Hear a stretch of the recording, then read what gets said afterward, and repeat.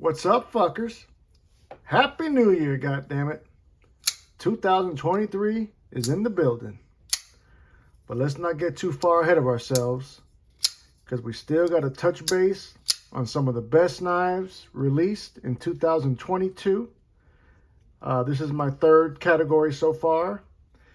For this category, I decided to go ahead and go with $100 to $150 range.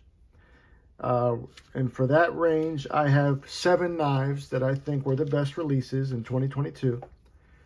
But first, if you enjoy this content, I'd ask that you would like, share, and most importantly, subscribe to your boy, goddammit. You know I'm trying to go viral. Coming in hot, goddammit. Number one on the list for the category of $100 to $150, top 7 knives of the year. These are in no particular order as far as ranking. These are just the overall best 7 knives. And number one on the list is none other than the Asher Douglas. Man, I've bought a couple of Asher knives this year, and I was debating on which ones to go with, and there's no question in my mind, this one was the best. I paid $113 when it came out. For that, we have thumb studs are your form of deployment, as well as the fuller. I'd like to get that out the way first. We have an overall length of the blade at 7.4 inches. Actual blade length 3.2 inches. It is an S35 VN blade steel. One of my favorite steels. Easy to strop to get back to sharpness. And it's got some stain resistant properties as well. This one is a clip point style blade. It is riding on brass cage bearings. It is a liner lock.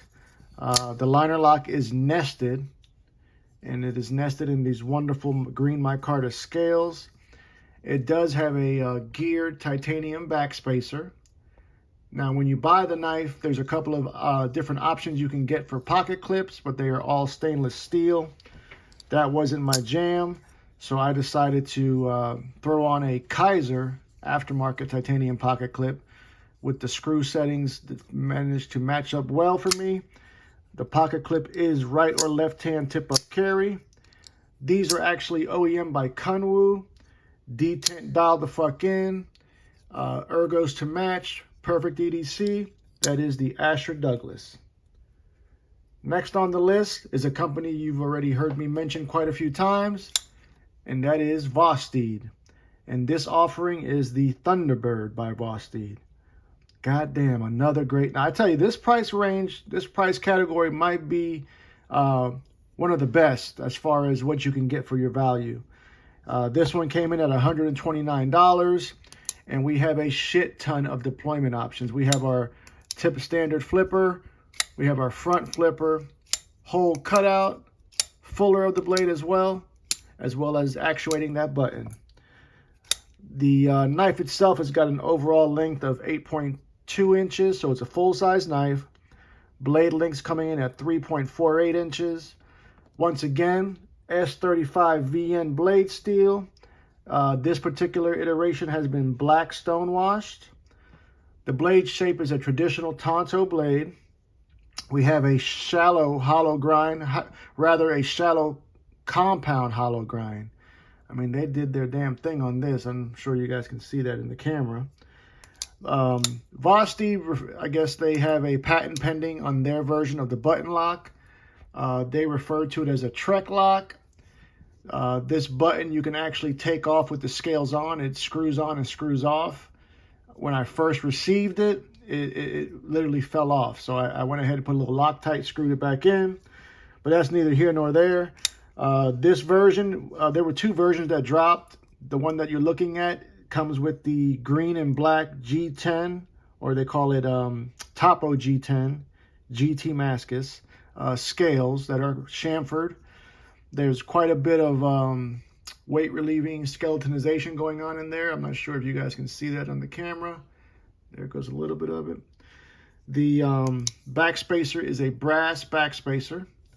They've got a lanyard post for the weirdos. The pocket clip is right or left hand tip up carry. It comes standard with a wire pocket clip, which I'm okay with. There's quite a bit of jimping on this blade, and I like that fine jimping. And it also has that forward finger choil, which allows for a full purchase, no refund. Full purchase, no refund. That's right, goddammit. Vasteed Thunderbird. All right, next up on the list is another offering from none other than Kaiser. Goddammit. Kaiser Drop Bear. This knife right here is definitely on my list of most favorite purchases this year, okay? It is deployed via your thumb studs. This one came in at $119. Now that price has changed a little bit. I got it when it first dropped, so I believe you might be able to get it maybe even at 100 even. But nonetheless, overall length on this one is 7.15 inches. We have a blade length just under 3 at 2.99 inches. It is in 154 cm. Another phenomenal budget steel. The blade itself, they refer to it as a drop point. I think it's got some spear point vibes to it, you know. So I guess we'll go with drop point is what they classify it as. This was the first, and it is black coated, but it also has a flat grind, and there's a reverse bevel at the tip of that blade. This was the first drop by Kaiser utilizing what they call the clutch lock. It's a modified access lock or crossbar lock. And the reason why I say that is you can remove these scales, and the Omega spring that's in there actually has 5 different locations, which changes the tension of that crossbar lock, or rather the clutch lock in this reference. It is right. The scales are the alloy aluminum scales that have a matte finish on this version. The blade itself is riding on cage bearings. Knife is sitting on standoffs. The pocket clip that comes with it is a stainless steel pocket clip that is right or left hand tip up carry. Once again, however, I replaced that with a titanium Kaiser pocket clip, and I dig it. This is an Azo design. If you're not familiar with Azo, get familiar, because that man knows what the fuck he's doing. Sturdy build, allows for durable cutting tasks, and there's quite a bit of jimping going up most of the spine of the blade, so it allows you to lock in, so to speak. Great offering from Kaiser. Not a surprise, but that was the drop bear. Next up on the list was a big goddamn surprise. Bridgeport Knife Company, $395, goddammit. This was a pre-order, and I was fortunate enough that I took a chance on it. I hadn't heard much about Bridgeport Knife Company. They're a fairly new company, but the pre-order price was $119. I said, fuck it, threw it down. A couple months later, they delivered this masterpiece. Like I said, pre-order was $118. I think when they did hit the stores, they sold out pretty much immediately, and they were a little bit higher than that. I think like $128. It is deployed via your cutouts. Overall length on this knife is 7 inches even. We have a blade length at just about 3 inches, literally right there bordering. 14C28M blade steel. Once again, another fabulous budget steel, one of my favorites. The handles are titanium. It is a liner lock. However, those stainless steel liners are beautifully nested. The scales and the blade are stonewashed, and they're chamfered scales. Gorgeous hollow grind on this blade. Okay, wonderful. The pocket clip that comes with it is a milled titanium pocket clip. It is reversible, right or left hand tip up, and they even got a filler plate on that, which I think makes it look awesome. Ergos on this are phenomenal, as I fucked that up. There is a forward finger choil right there, once again allowing for that full purchase. That fine jimping going up the spine of the blade past the halfway point. You actually get right to the beginning of that cutout where it stops. This one came in weight-wise about 4 ounces even. And this right here, regardless of the price, is definitely in contention for Knife of the Year. Kunwu, once again, is the OEM for them. I believe it was No, I lied to you. It was Kubi. And they did a fantastic job on this lock bar access. You can drive a goddamn truck through it. And the detent is dialed the fuck in. Contender for Knife of the Year, hands down. Bridgeport Knife Company, $395. All right, guys, we're getting to number 5 on the list, and it's a damn good one. This one may be the best deal this year. None other than the Max Ace Black Mirror. Man, I remember when this first dropped, and it was all the craze. Because what they're giving you, I paid $148, and that was before Blade HQ did some fuckery and raised the price by $40. That's why I don't give them my business. I got this from White Mountain Knives, and regardless of how fast they were selling out, White Mountain Knives kept that price, and that's even before the 10% discount. The overall length on this one is 7.5 inches. We have a blade length of 3.3 inches. It is in Bowler M390 blade steel.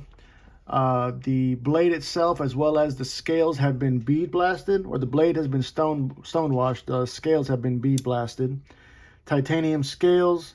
They refer to it as a drop point. I like to refer to it more as a modified drop point, or even with some sheep's footy vibes to it. A little bit of belly right there.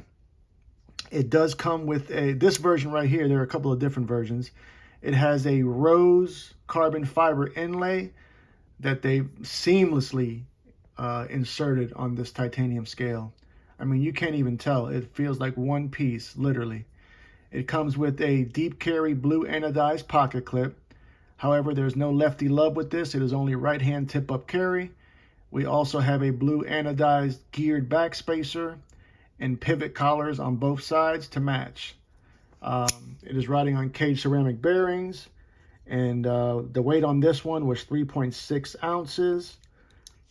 Fantastic release from Black Ace, Max Ace. That's a company to watch, man. They drop quite a bit of knives that interest me. Some of them are rather expensive, but this is one of the ones that was a steal. Another contender for Knife of the Year. I know I got quite a bit of them, but stay tuned. Watch Max Ace. All right, we're getting to the last two. Number 6 on the list, WE Knives, goddammit. And this is the Big Banter. Some might argue that it's not technically a new release because it's just a different version of the Banter. However, it is a new goddamn knife to me. It was released this year. It came in at $148. It is a Ben Peterson design. It is deployed via your thumb studs. Once again, we have a nice full-size knife, overall length of 8.34 inches, blade length coming in at 3.69 inches. Although all that length is not utilized in your cutting edge, because you do see we have that forward finger choil, as well as that little tiny sharpening choil, which is pretty cool. This version, there are 2 versions. The version you see in front of you has the green micarta scales, which I went ahead and applied some mineral oil, because when you first get it, it's rather light and it's got kind of white showing through it, so I'm not a big fan of that. CPM 20 CV blade steel. The blade has been stone washed, drop point configuration. We have a flat grind on this one. It is a liner lock, but they did a fabulous job on nesting those liner locks, or rather those liners. This one's riding on standoffs. There is a lanyard hole for the weirdos. Pocket clip is right or left hand tip up carry. However, this is not the pocket clip it comes with. It comes with a stainless steel pocket clip. Once again, I modded this. Pocket clip that I put on this is actually purchased from Artisan Cutlery, and the screw pattern matched up just fine for me. Weight on this one is 4.10 ounces. That forward finger choil does allow for that full purchase once again, and gives you total control. Full-size knife, great price, great materials. That was the WE Big Banter. All right, fuckers, we made it to the end. Just because it's at the end, don't mean it's the worst one. And that is the Kaiser Escort. Yep, Kaiser once again. Another goddamn contender for Knife of the Year, in my opinion. I believe some reviewers even have it as that. But there was just so many knives to choose from that I'm not sure if this is the best one. This one came in at just over 100. You're talking about 109. Your form of deployment on this is your thumb studs. This is actually a Dirk Pinkerton design. The overall length on this one is 7.79 inches. Our blade length's coming in at 3.31 inches. The blade is in 154 cm, a phenomenal budget steel. This blade is black coated, drop point configuration, flat grind. Once again, this is Kaiser's clutch lock, just like the drop bear. This was their second drop with the clutch lock application. Super fidgety. Lockup is solid as all hell. And once again, you can adjust those the tension on those springs just by taking off these scales. You don't have to disassemble the knife. This came out in 2 versions. This was the cheaper version. This is with the rich light scales, the red rich light scales. I went ahead again and applied some mineral oil. The pocket clip that comes with this is not this pocket clip. It is a stainless steel pocket clip that comes with it. However, it is right hand or left hand tip up carry. I went ahead and removed a titanium pocket clip from another Kaiser knife and put it on here. And I think that color contrast looks pretty good. Riding on standoffs, the liners have been skeletonized for weight reduction. This full-size knife comes in at about 3.78 ounces. Phenomenal goddamn knife.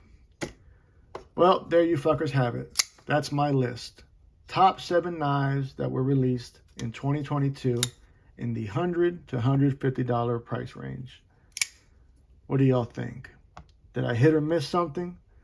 Is there something you'd like to recommend? Is there something you feel that I perhaps shouldn't have on the list? Put it all down in the comments. Let's chop it up. Let's talk about it. But I think I did a good damn job on this. These are my knives. This is what I'm going with. Sticking to my story. Love you. Mean it. Until the next time, cut something, cut someone. Just don't cut yourself. Stay dangerous, fuckers.